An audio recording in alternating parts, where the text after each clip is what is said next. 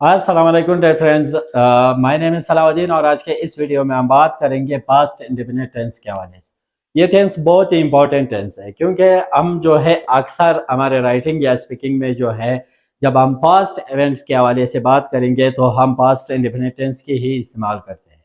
तो हाँ, ये इसके डेफिनेशन को देखते हैं। This tense is used for an action that was begun in the past and completed in the past. It excludes all references to the present. यानी जो भी एक्शन यानी जो भी काम जब पास्ट में शुरू हुआ और पास्ट ही में ख़त्म हुआ, ठीक है, उसका प्रेजेंट के साथ कोई ताल्लुक ही नहीं है। ठीक है, यानी प्रेजेंट का कोई भी रेफरेंस हम लोग नहीं देते हैं, इशारा नहीं देते हैं। ठीक है, तो इस तरह के एक्शंस के लिए हम लोग पास्ट इंडेफिनिट टेंस का इस्तेमाल करते हैं। अगर इसे डायग्राम के जरिए लर्न करने की कोशिश करें तो हमारे लिए आसानी होगी। आइए देखते हैं। ये एक डायग्राम है जिसमें पास्ट है, प्रेजेंट है और फ्यूचर है। ठीक है, तो यहाँ पे देखो, ये पास्ट और प्रेजेंट के दरमियान में जो टाइम है, तो ये यहाँ पे एक एक्शन जो है वो पास्ट में शुरू हुआ और पास्ट ही में खत्म हुआ, यानी प्रेजेंट तक वो एक्शन जो है वो नहीं आया। ठीक है, तो प्रेजेंट में उसके बारे में कोई बात नहीं होती है, उसका कोई रेफरेंस प्रेजेंट में हम लोग नहीं देते हैं। तो इस तरह के एक्शन जो पास्ट में शुरू हुआ और पास्ट ही में खत्म हुआ, इस तरह के एक्शंस के लिए हम लोग पास्ट इंडेफिनिट टेंस का इस्तेमाल करते हैं। पास्ट इंडेफिनिट टेंस में जो है हम लोग हेल्पिंग वर्ब डिड का इस्तेमाल करते हैं। किस तरह इस्तेमाल करते हैं, तो सबसे पहले इसके पॉजिटिव सेंटेंसेस को देखते हैं। पॉजिटिव सेंटेंस के जो फॉर्मूला है वो बहुत ही आसान है। सब्जेक्ट है plus second form of verb है प्लस ऑब्जेक्ट है प्लस फुल स्टॉप है।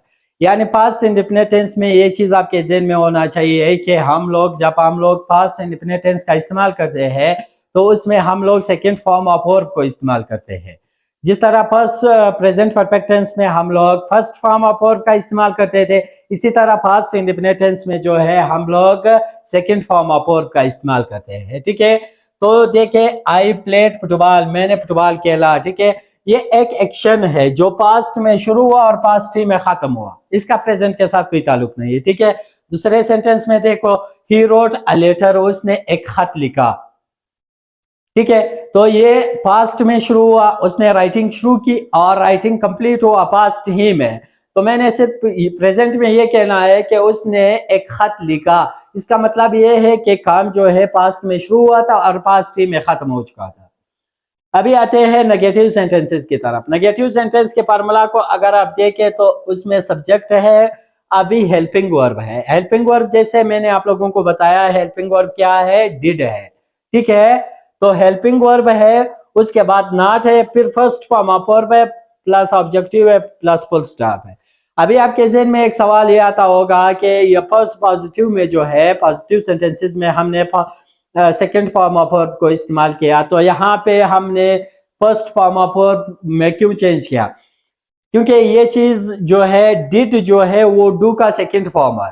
ठीक है, अगर हम लोग यहाँ पे डिड का इस्तेमाल करें, यानी हेल्पिंग वर्ब डिड का इस्तेमाल करें और इसके साथ साथ यहाँ पे भी सेकेंड फॉर्म ऑफ वर्ब का इस्तेमाल करें, तो ये गलत हो जाएगा। क्यों, क्योंकि according to the rules of grammar, यानी इंग्लिश के जो ग्रामर के रूल्स है उसके मुताबिक हम एक ही सेंटेंस में दो सेकेंड फॉर्म आप इस्तेमाल नहीं करते हैं। ठीक है, तो जब एक ही सेंटेंस में हम लोग दो सेकेंड फॉर्म ऑफ वर्ब को इस्तेमाल करेंगे तो उसे आपके जो सेंटेंस के सेंस है वो गलत हो जाएगी, ग्रामेटिकली वो सेंटेंस गलत हो बन जाएगी। ठीक है, तो इसलिए हमने जब यहाँ पे नेगेटिव सेंटेंसेस में डिड का इस्तेमाल किया यानी हेल्पिंग वर्ब का इस्तेमाल किया, तो फिर ये जो first second form of verb है उसको हमने फर्स्ट फॉर्म ऑफ वर्ब में चेंज किया।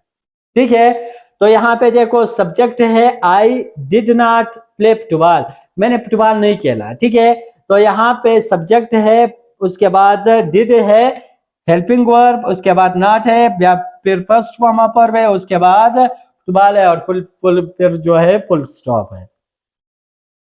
ही did not write a letter, उसने एक खत नहीं लिखा। ठीक है, ही क्या है, सब्जेक्ट है, फिर डिड है, उसके बाद नॉट हो गया, फर्स्ट फॉर्म ऑफ वर्ब है, फिर ऑब्जेक्ट है और फिर जो है लास्ट में हमने फुल स्टॉप का इस्तेमाल किया। इसी तरह अगर हम लोग इंटरगेटिव सेंटेंसेस बनाएंगे तो इंटरगेटिव सेंटेंसेस में भी हम लोग जो है हेल्पिंग वर्ब का इस्तेमाल करते हैं, ठीक है।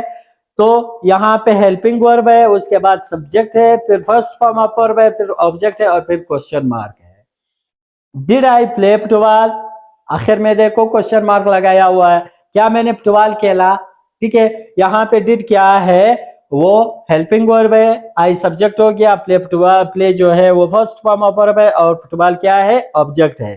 फिर उसके बाद जो है did he write a letter, क्या उसने खत लिखा, डिड क्या है, हेल्पिंग वर्ब है, ही सब्जेक्ट हो गया, ठीक है।